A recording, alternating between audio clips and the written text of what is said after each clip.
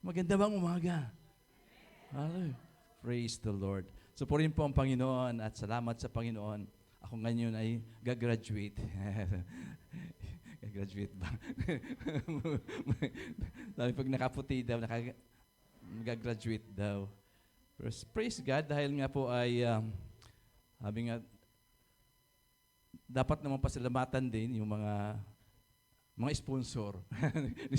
Kaya nga sabi, pag hindi may isuot naman yung mga nag-sponsor, dapat naisuot natin para po ay makita po naman ay pinahalagahan natin at talagang love na love natin to. So praise God, supurihin po ang Panginoon at nawa po ang bawat isa sa atin ngayon pong umaga ay nandun lagi ang ating focus sa Panginoon. Ano po? So, sabi nga kanina, ito po yung last Sunday ng taon at talagang patunay na ang Diyos ay mabuti. Amen po ba?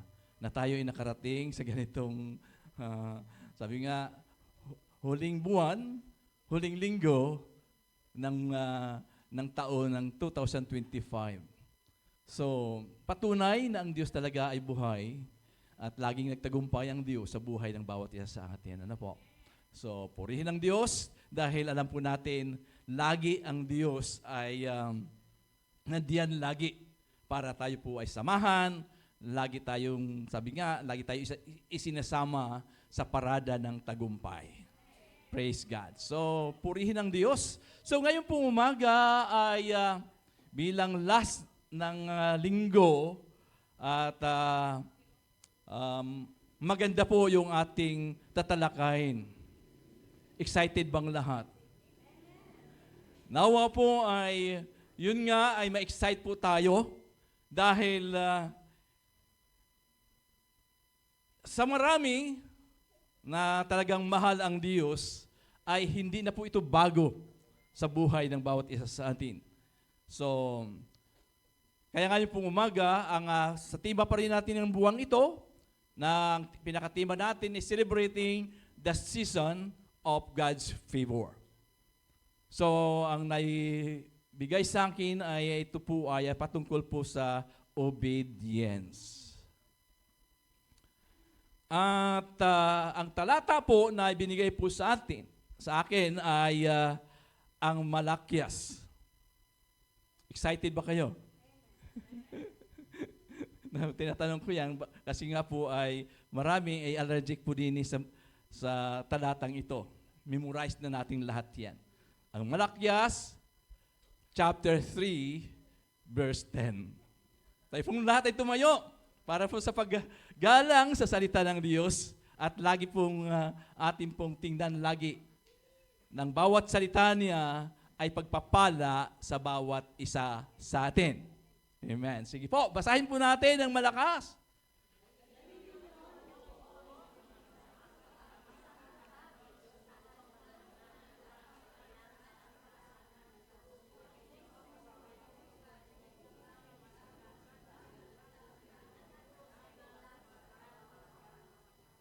Amen. Basahin ko po sa wikang Banyaga na sinasabi, bring the whole tithe into the storehouse, so there will be enough food in my temple. If you do, says the Lord of heaven's armies, I will open the windows of heaven for you. I will pour out a blessing so great you won't have enough room to take it in. Try it. Put me to the test. Yan ang sabi doon. So, purihin po ang pagkabasa ng salita ng Diyos at tayo po'y manalangin. Panginoon, salamat.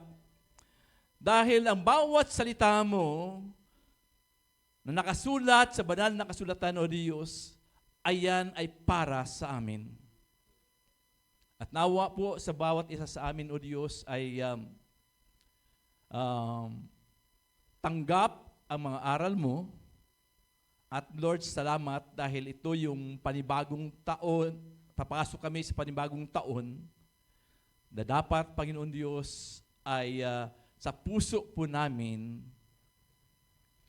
iukit mo, Panginoon, kung sino talaga ang aming priority sa buhay po namin, O Diyos. Kaya Panginoon, salamat. Pagpalain mo, Panginoon, ang salita mong ito sa bawat buhay ng bawat isa sa amin, na ngayon pong umaga ay aming tatalakayin niyan, O Diyos. Pagbulay-bulayan at mas lalo pa namin, Panginoon, ma-appreciate, O God, ang iyong mga salitang ito bilang hamon sa aming lahat, O Diyos. Salamat po. Ito po ang aming dalangin sa pangalan po ni Jesus. Amen at amen. So purihin po ang Panginoon at ngayon pong umaga, kaya sabi ko nga po, ito'y napapanahon kasi po ay tayo po ay papasok sa panibagong taon ng 2026 na dapat po ay alam nun natin ang mga bagay na dapat nating lakaran bilang mga mananampalataya. Titingnan po muna natin ang kabuuan po kasi ng aklat na ito. Nasusulat po ang aklat ng Malakyas noong ika-5 siglo na tinatawag po BC o before Christ. Matapos po may tayo muli ang templo ng Jerusalem. So, ang pangunahing layunin po ng propeta ay nananawagan sa mga pari at sa bayan upang muling pag-alabin ang kanilang katapatan sa kanilang pakikipagtipan sa Diyos. Ito po ay isang tipan sa Panginoon. So, pinapalalahanan sila na nanawagan po ang propetang ito, sa propetang Malakyas. Ang Diyos ay nanawagan sa pamagitan po ng propetang ito, Malakyas, lalo na po sa mga pari o yung mga nangunguna doon sa templo at sa bayan ng Israel. So, dito po kasi ay, kaya nga po sabi doon ay dinadaya nila ang Diyos dahil hindi nila ibinigay sa Kanya ang mga dapat nilang ipagkaloob at hindi sila namumuhay ayon sa Kanyang turo. So, may turo ang Panginoon, may aral ang Panginoon, subalit hindi po sila namumuhay according doon sa turo ng Diyos. Subalit ang sabi doon, darating si Yahweh upang hatulan at dalisayin ang Kaniyang bayan. Kasi nga po, nung panahong iyon, nung panahon po ni Malakyas, ay ini-ignore nila. So matapos po may tayo na yung templo, ay ini-ignore nila yung commandment, yung command ng Panginoon, yung utos ng Diyos, na ibigay sa yung kanila pong ikapo doon po sa kanilang income para doon sa templo. So, kaya nga po, kung iyong mapansin, nung ang Panginoon ay pumasok sa Jerusalem. So, nakita mo yung pinagtataboy ng Panginoon, yung mga nandoon, pinagtutumba, yung mga lamisa, yung mga maniningil, yung mga nagtitinda, yung mga ano. Kasi nga po, kinulang ang, yung supply, pangangailangan, doon sa loob ng templo. Alam mo nangyayari? Ang unang nagninegosyo doon ay yung mga Levita, mga pare. Siguro kung yung ating hindi man nakasulat, hindi man nakasulat, pero kung titingnan po natin, siguro kinukulang ng kanilang gagamitin doon sa templo. Kaya siguro, ganun na lamang ginawa nitong kaya nga lamang nagalit si Yahweh kasi nga po ay yung kanilang mga hinahandog ay, kaya kung yung basahin po ang buong aklat po ng Malakyas, sinabi ng Panginoon, ang inyong hinahandog sa akin na hindi katanggap-tanggap. Kasi nga po kung ano lang yung available na ihandog, yun lang. May mga nagbibigay ng mga may pilay, may mga hindi po maganda, no? Magandang inihandog na ng mga pari. Kaya sabi, namumuhi ako sa inyo. Bakit? hindi maganda ang inyong hinihandog sa akin. Hindi katanggap-tanggap. Ay sabi doon, kung sa gobernador niyo kaya dinala yan, binigay yan, tanggapin kaya yan. No?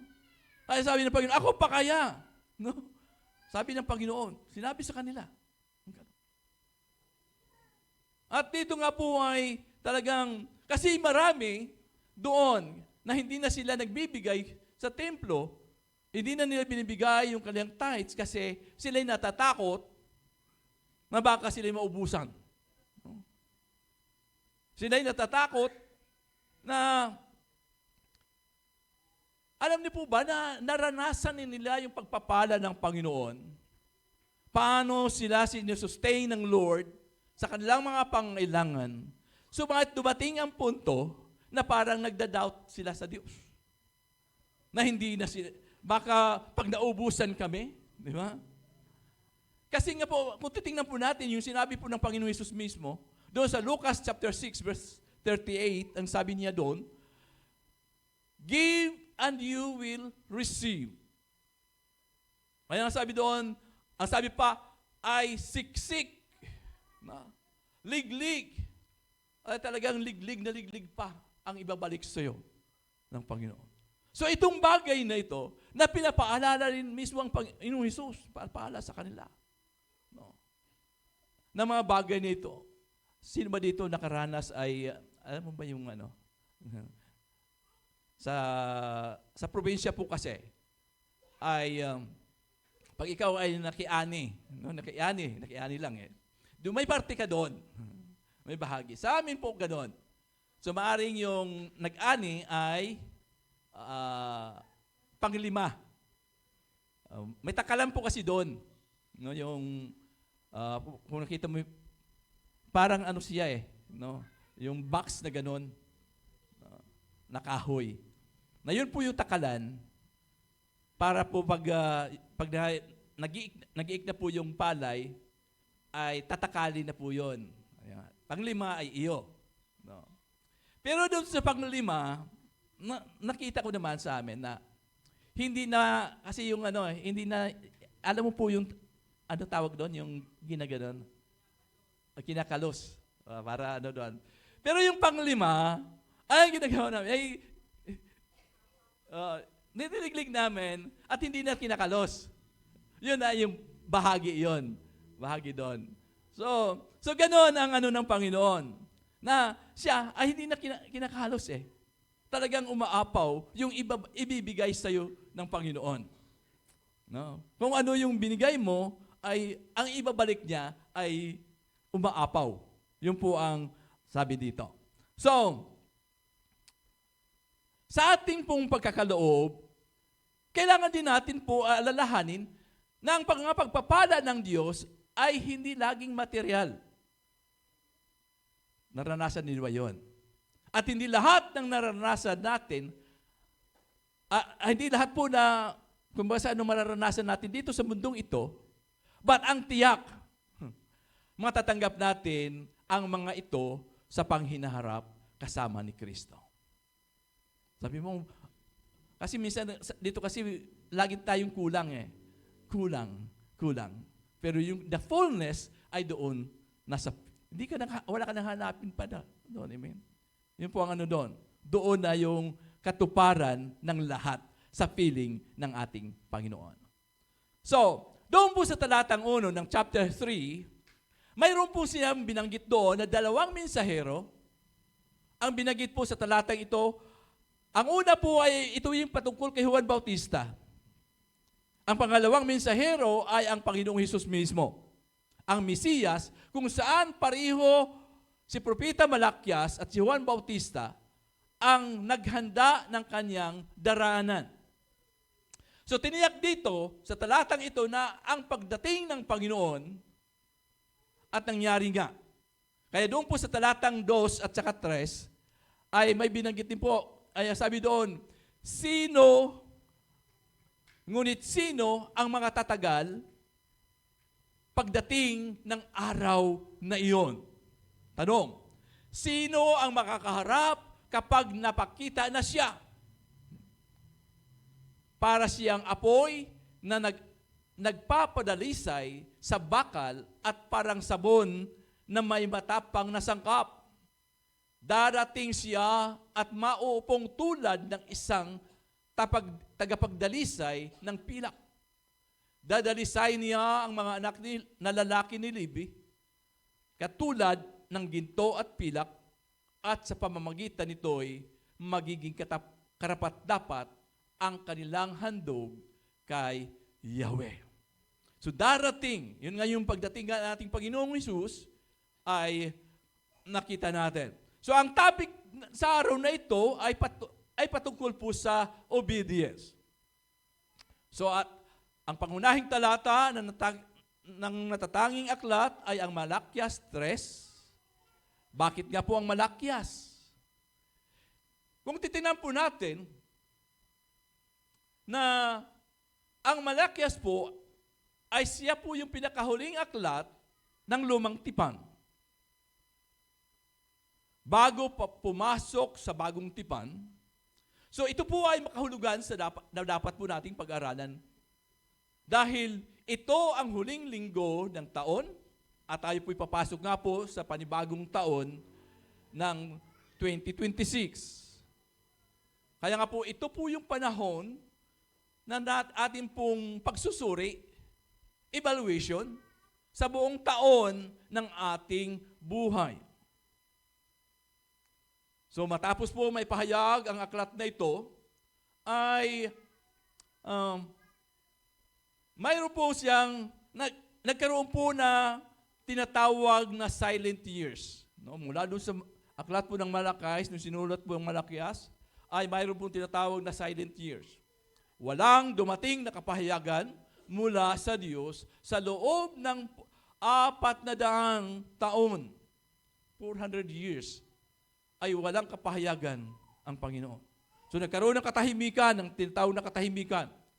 At nagtapos sa pagdating ni Juan Bautista. Kasi Juan Bautista po ang tinaguriang ang huling propeta ng Lumang Tipan. At ang tagapaghanda ng daan para kay Jesus. So, nandito po, so what Malakay 3:10 is all about? Bakit kailangan natin ito pag-usapan? Bakit ito mahalaga? Bakit tayo dapat paalalahanan? Dahil nga po ay isang bagay para ihanda ang puso po natin, ihanda yung buhay po natin tungo sa paglilingkod natin sa Panginoon. So alam po natin lahat, ano po ba yung tithes na yan? Sabi doon, the tenth of their produce, a required portion. So, tithing as an act of obedience and faith. So, ibig sabihin, ito yung pagsunod at pananampalataya. Bakit? Kasi nga po, kung wala kang pananampalataya sa Panginoon, hindi mo kilala ang iyong Diyos, hindi ka susunod. Amen po ba?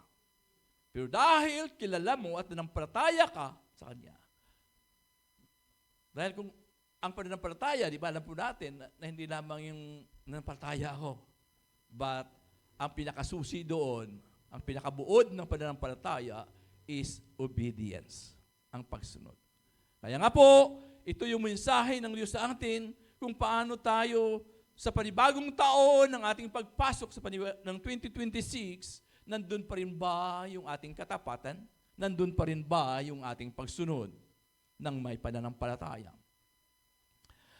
Maraming pangangaral na tumutukoy na ang ikapo ay isang espiritual na disiplina at pagsagawa na may pananampalataya sa Diyos. Actually, sabi nga ng isang mga ngaral, kasi maraming nagsabi, ay ito naman ay batas at hindi na kailangan. Pero tandaan po natin, ang kinukuha mo natin doon ay ang prinsipyo. Ito po yung principle of tithing. Bakit prinsipyo? Kasi ito po yung, ito kasi ay karanasan. Naranasan na ba natin? Sa amin ay karanasan po lagi yan. No? Na lagi, yung pong, alam mo po yung mananakmal sa buhay po natin. Minsan yung sakit at karamdaman. Yun po kasi yung mga isa sa mga mananakmal sa buhay ng isang mananampalataya. Subalit, tandaan po natin, ako mismo yung kami, pamilya, yung pong tawag doon, kami yung patutuo sa buhay po namin. No? Nung huli po lamang ay sabihin mo, saan kami kukuha ng pang laboratory, pang ni Sister Alma, mga gamot. Pero praise God, ang tugon ng Diyos ay talagang automatic.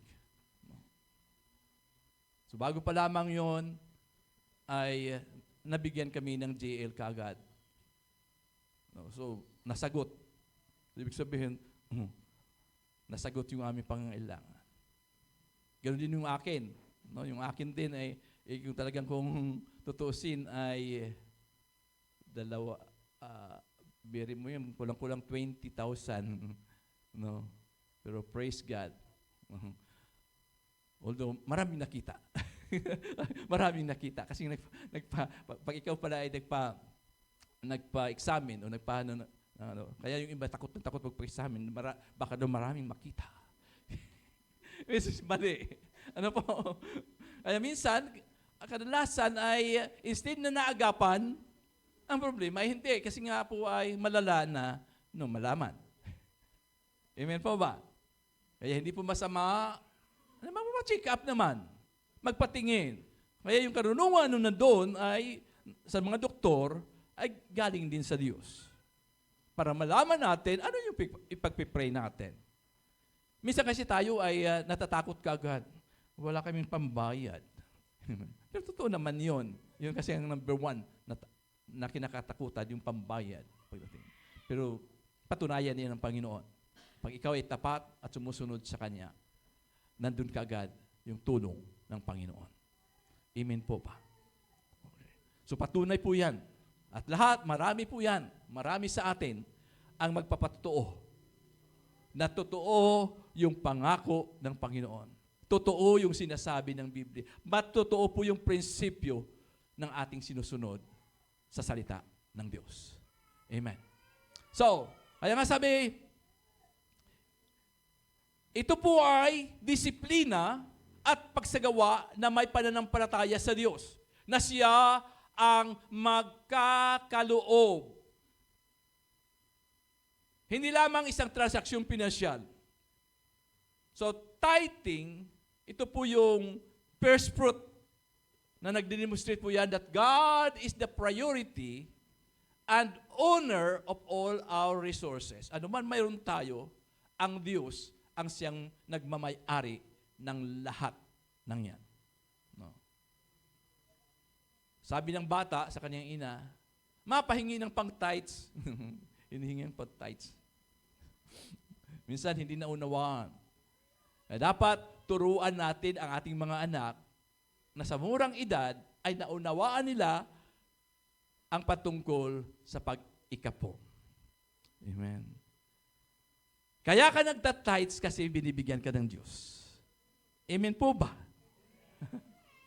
Kasi anong ibibigay mo, ipagtatites mo kung walang pagpapala ang Diyos. Kaya ka nakapagtatites kasi pinagpapala ka ng Diyos. Amen po ba? In-acknowledge natin na ang Diyos ang pinagmulan, siya ang nagkakaloob. Amen. Kaya dapat nga natin ipaunawa. No? Tulad ngayong panahon ng Pasko. No?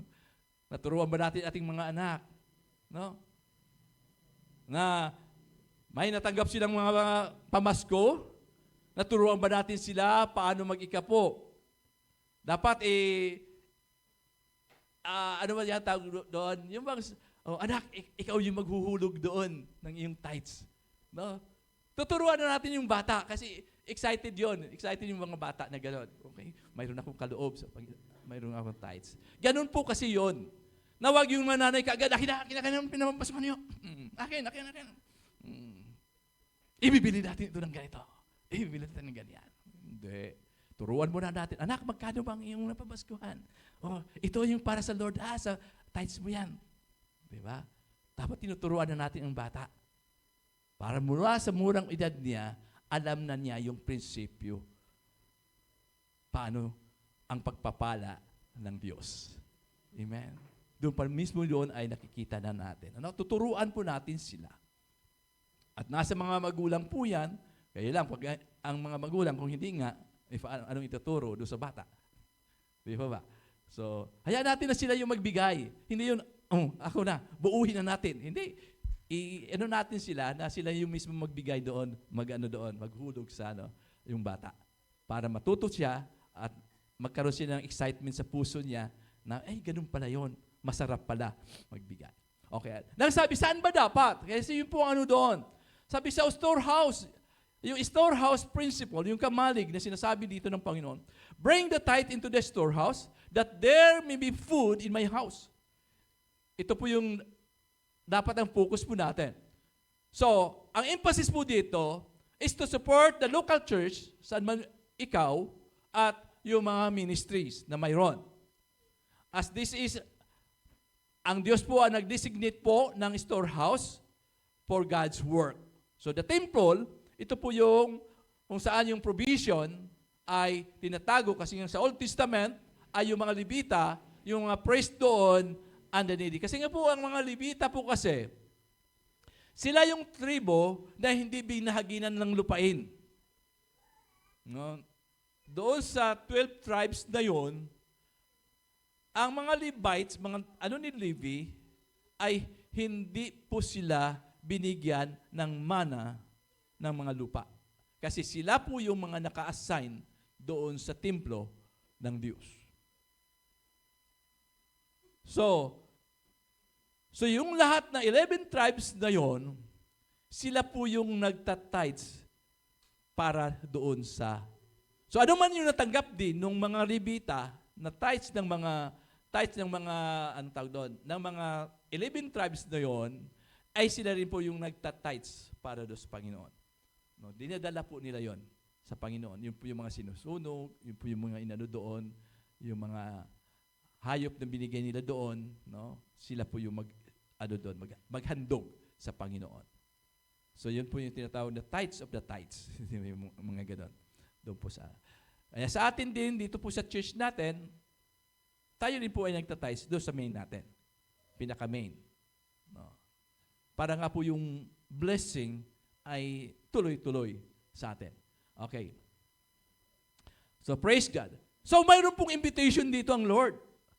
Sabi niya, subukin niyo ako. No?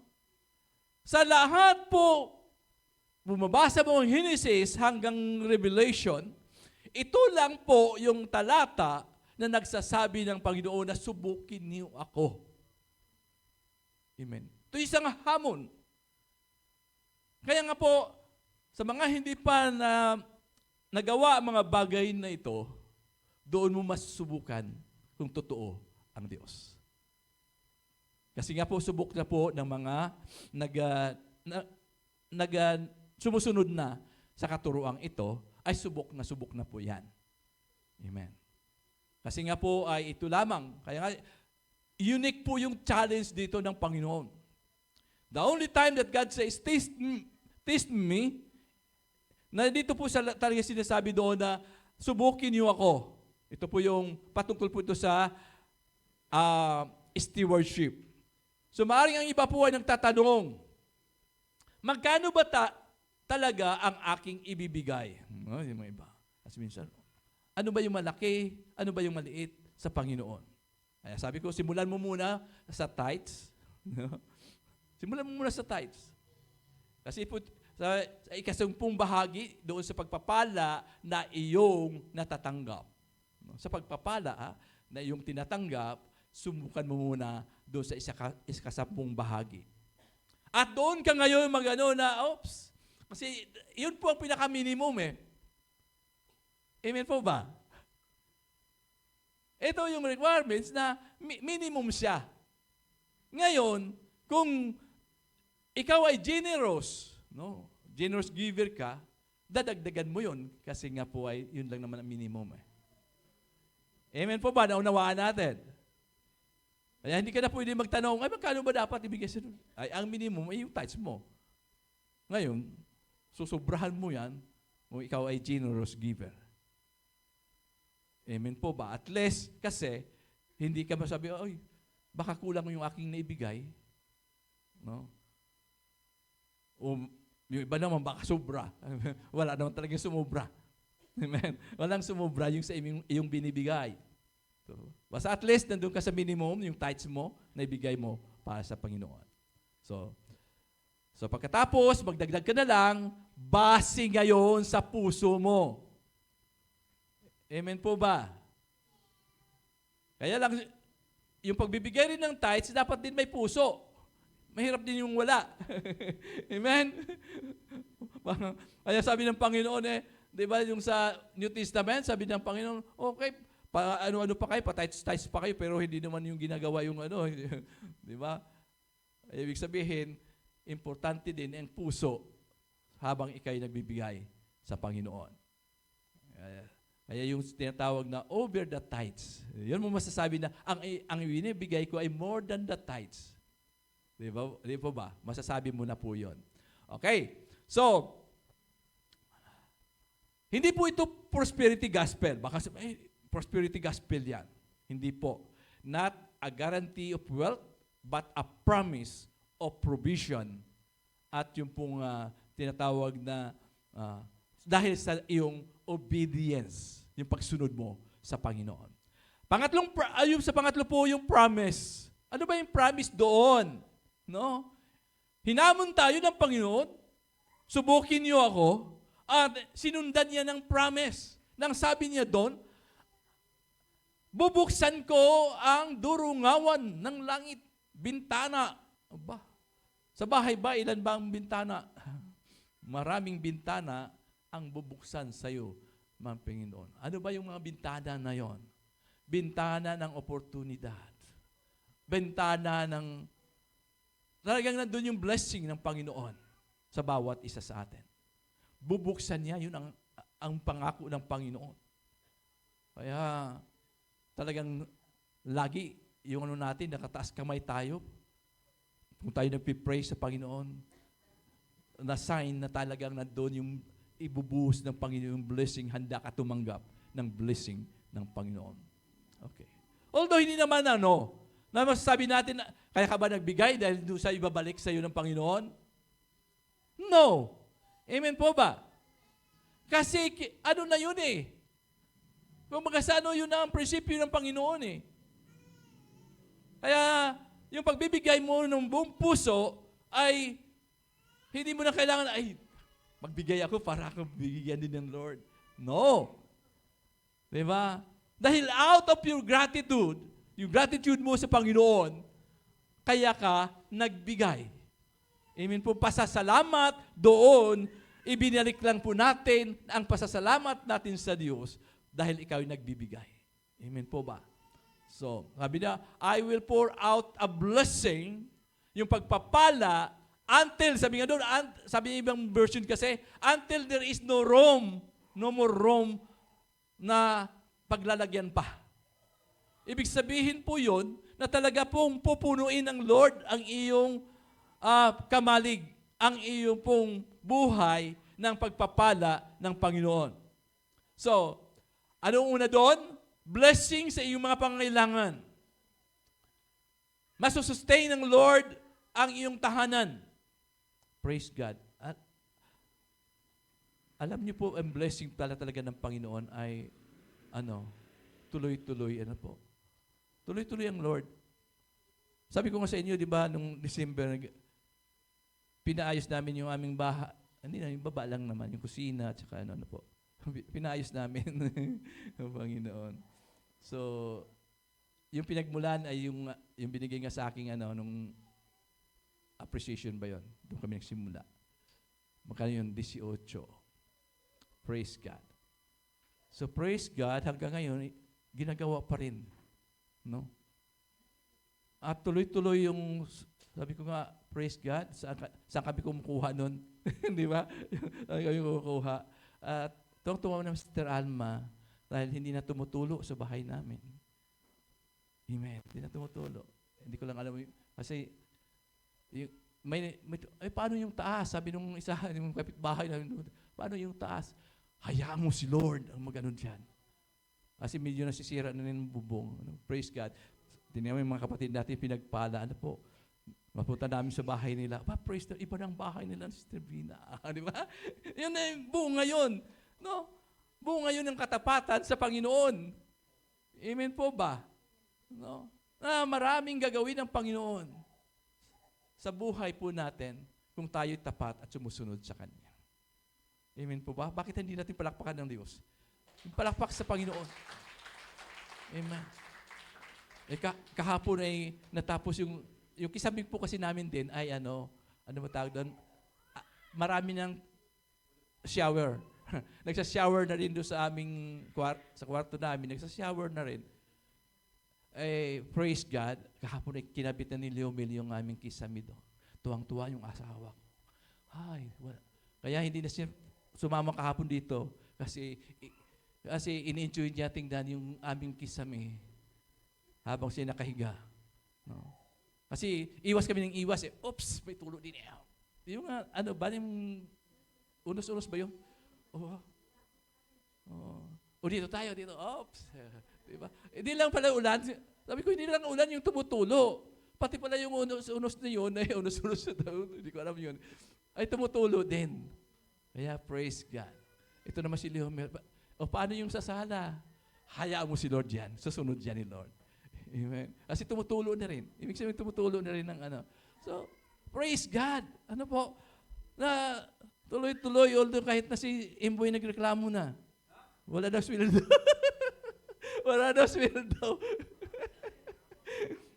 No? Wala daw sweldo kasi nagpipiyon kami. Kami yung piyon. Kasi nga po ay yung aming hollow block din yung sa ano namin ay nabubutas na. Sa tagal-tagal na, ay yung hollow block pala ay pag walang finishing. Ay sabi ko, praise God. At ayan, napipinish na yung paligid ng aming kusina. At kinulang pa rin. Nag-overtime na si Leo kagabi, inabot na alas 7. Para sabi niya, tapusin ko ito, hindi rin natapos, may kunti pa rin kasi kulang ang aming simento. Sabi ni Leo kagabi, tatapusin pa natin yung likod. May likod pa kasi yun eh. Sabi ko, hayaan mo si Lord. Sasabihin kay Leomel kung ito. Amen. So, tutuloy ni Lord yun. Ang Lord din ang mag-sustain nun. Praise God. At yung aming mga pusa at aso ay nag-anuhan na kasi ngayon ang pusa at aso namin ay nandun sa loob ng bahay po namin. Sila yung tao ng bahay namin. Sabi ko, yun ang may-ari ng bahay namin. Dahil mayroon na silang pwesto ngayon. May pwesto na sila doon para sa kanila. Kaya, praise God, purihin po ang Panginoon. Yun ang matunay na ang Lord ay talagang hindi naman bigla, pero pinapakita ng Panginoon nagsusustain siya. Diba? Sabi ko, may natanggap ng Pasko, ayun. Mel, may pang-siminto dyan, may pang-ano na. Diba? Hindi naman malaki yung utang natin, ano? Hindi naman. Kasi pumunta lang si Leomel doon. Pagpunta doon, dumadaan muna doon. Nagpalista doon. Okay. So praise God. Mamaya magbibigay ang Lord. Para doon. Kasi sabi daw ng hardware, ay hindi na muna sila magpapautang kasi magong taon. Magbabagong taon daw. Pero hindi naman ganun kalakihan. Amen. Naman ang namin. Simento lang naman. So, praise God, purihin po ang Panginoon. Alam ko na ang Diyos ang magsusupply ng lahat ng iyan. Okay. Praise the Lord. So, purihin po ang Panginoon. Dahil lahat po yan ay dahil sa mga matapat at nag-obey sa Panginoon. Amen. Praise God. Kaya sabi ko kay Leomel naman, pag natapos natin doon sa bahay, dito naman tayo sa church. Amen. Amen po ba? Kasi nga po ay tumutulo na rin ito. Yung ating likuran na yan ay tumutulo dahil may butas na rin yung mga nandun sa taas. Amen. At ayusin na po natin kasi sa next year ay mayroon na po tayong magkaroon na po ng doon ng mga kabataan, doon na po sa taas. Kaya dapat may inclusion na po yun para maganda naman mag-aaral doon mga youth natin. Okay, so praise the Lord. So purihin po ang Panginoon. Maraming gagawin ng Panginoon.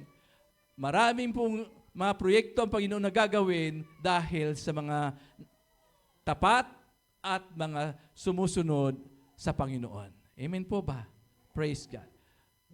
Okay, lalawak ang gawain ng Panginoon dahil sa suporta ng mga tapat at laging sumusunod na mga anak ng Diyos.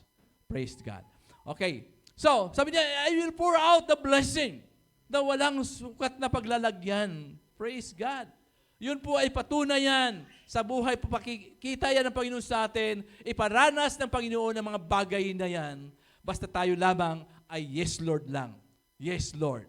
Susunod ako, mag-obey ako sa iyo at gagawa ang Diyos sa buhay po natin. Okay. So, kailangan ang pagbibigay po natin with gladness. Kaya po, ano ang magiging response ng bawat isa sa atin? Marami tayong pagkukulang. Marami tayong mga bagay-bagay sa buhay po natin. Wag nawa na tulad ng mundo na lagi na lamang mayroong New Year's resolution. Ang mga Kristiyano, wala na po doon sa New Year's resolution na yan.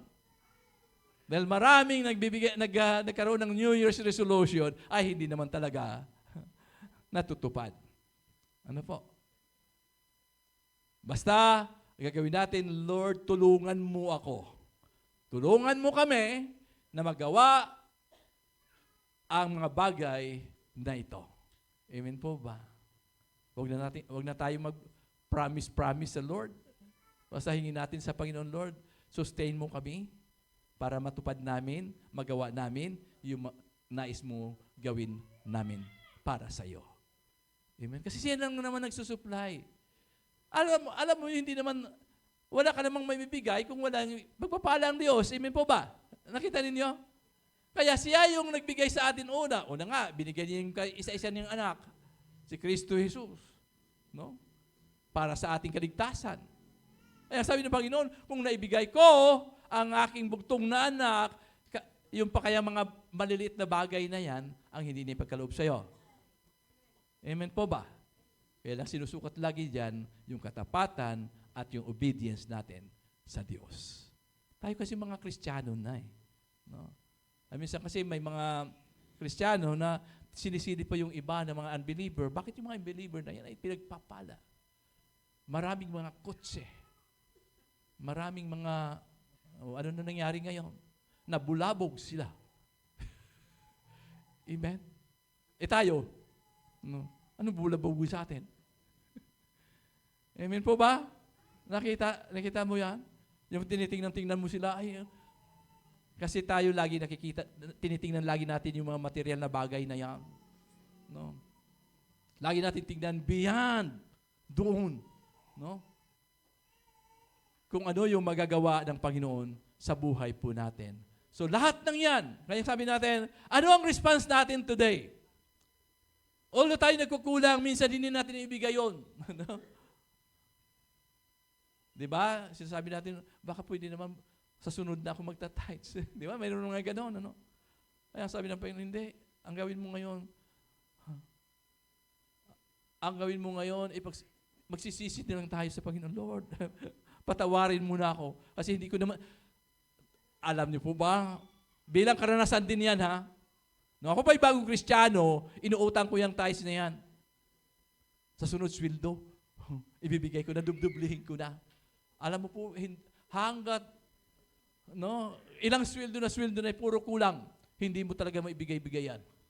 Yun po ang sinasabi ko sa inyo. Yung sa mga nagsasabi na sa kasusunod na lang, ganun, anak ko po, at wag niyong gamitin yung para sa Diyos. Yeah, praise God. Yung mga naglaan na kagad, bigay ko na yan para hindi na magamit. Di ba? Maganda po yun. Ano po? Patutunayan yan ng Panginoon sa iyo. No? Patunayan yan sa buhay po natin. Nakasabi nga niya, sa kasunod kasi ng mga talata ay ang ganda. Aalisin ko lahat ng mga mananakmal na yan. No? Kaya sabi ko lagi sa isang kapatid, sabi ko, ikaw na alam mo, pinag-pray kasi niya yung trabaho. Sabi ko, maging matapat ka lang sa Panginoon. Ikaw na magsasawa sa trabaho. Parang ayaw ko na titigil na ako magtrabaho. Di ba? Iingatan kasi ng Lord yung trabaho mo na yan. Iingatan ng Diyos yung iyong ang tawag doon, may negosyo ka man, iingatan ng Panginoon yan kasi kapartner mo siya. Amen po ba? Yan po yan. Kaya napakahalaga nito na maunawaan ng bawat isa sa atin kasi ito kasi ay may kaakibat kasi na pagpapala sa lahat ng sumusunod nito. Although mahirap sa umpisa. Yun po ang totoo doon. Mahirap sa umpisa. Lalo na pag kinikwenta mo lagi. Lalo na pag tinitingnan mo lagi yung kulang. Kung doon ka lagi nakatingin sa kulang, dapat lagi mong titingnan, wag yung kulang. Ang titingnan mo lagi, ano yung gagawin ng Diyos. No? Kasi hindi ka makahakbang kapag hindi mo yan sisimulan. No? Pikit mata, sisimulan ko yan.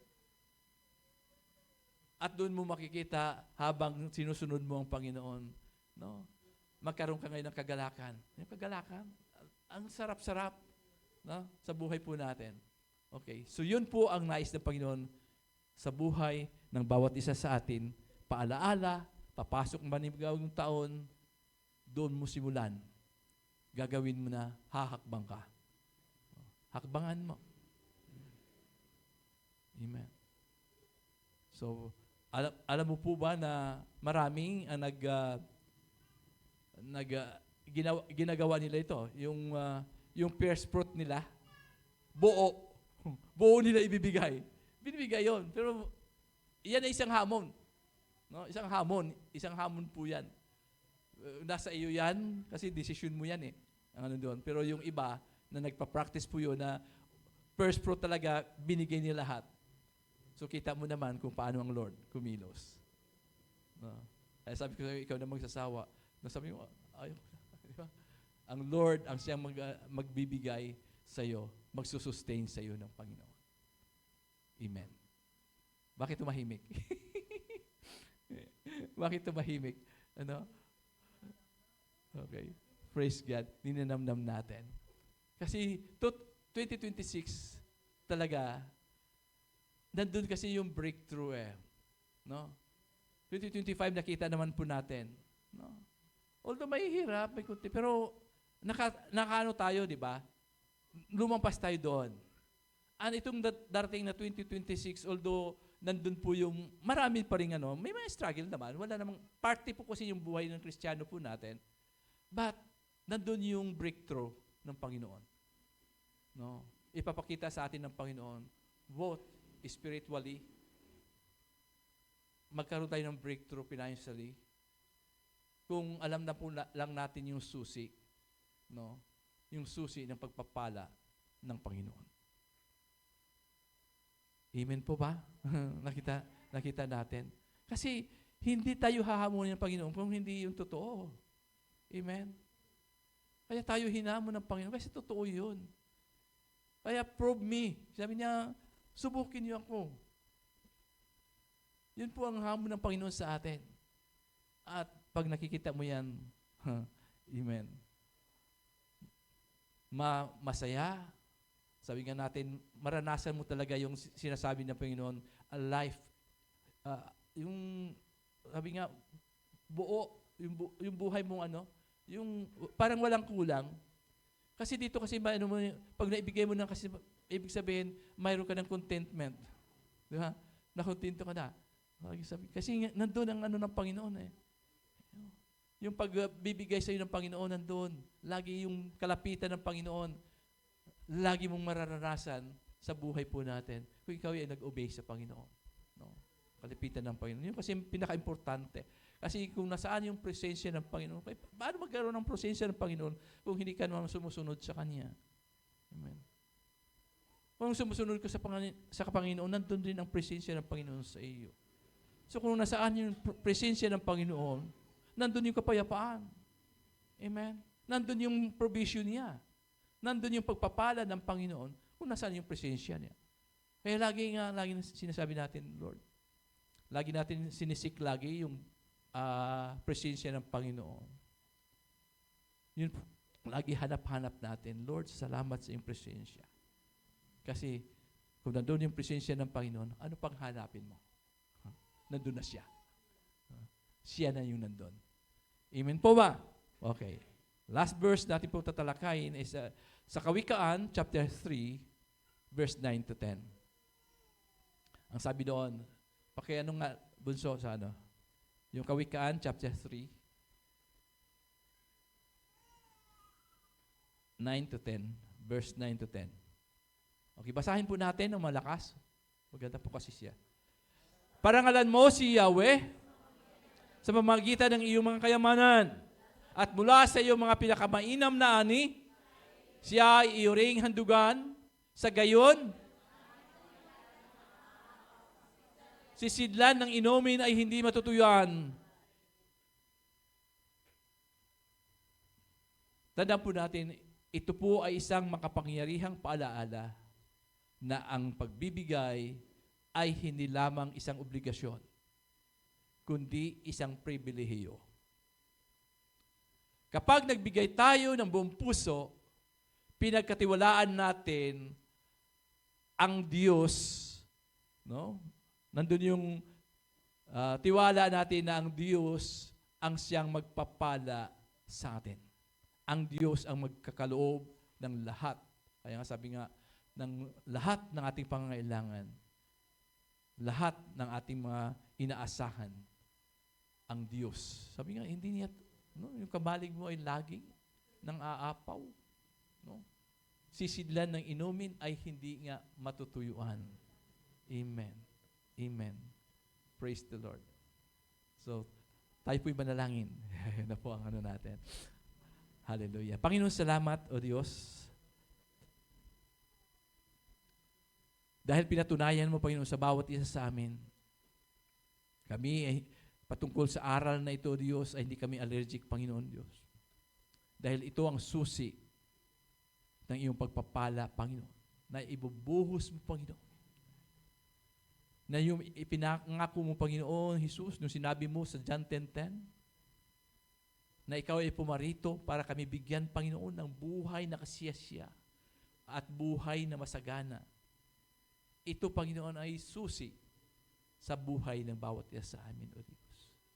Kaya, Panginoon, salamat dahil naniniwala kami sa iyong mga salita at sa iyong mga pangakong ito. Kung kami man, Panginoon, ay hindi pa namin nagawa mga bagay na ito, patawarin mo kami. Patawarin mo, Panginoon Diyos. Dahil naniwala po kami, Panginoon, lagi mo kami pinaalalahanan. Ang hamon na ito, Panginoon, ay para sa lahat. At gagawin namin, Panginoon Lord God, na i-prove mo naman ito, Panginoon, sa buhay ng bawat isa. Na ikaw nga ang Diyos na siyang gagabay, gagawa ng mga hiwaga, Panginoon, mga himalang bagay sa buhay ng bawat isa sa amin, O Diyos. Lord, salamat sa puso na handang sumunod, sa puso na handang gawin ang mga bagay na ito. Bless mo, Panginoon, ang buhay nila. Pagpalain mo kami, Panginoon God. Sa lahat ng ito, Panginoon God. Alam po namin, Panginoon God, na ikaw ang may-ari ng lahat ng bagay. Ikaw ang aming Diyos. Ikaw ang aming Ama na nagkakaloob sa iyong mga anak na masunurin at tapat sa iyo, O Diyos. Salamat sa lahat na ito. Ang papuri, luwalhati ay silang Panginoon. Sa pangalan po ni Jesus. Amen.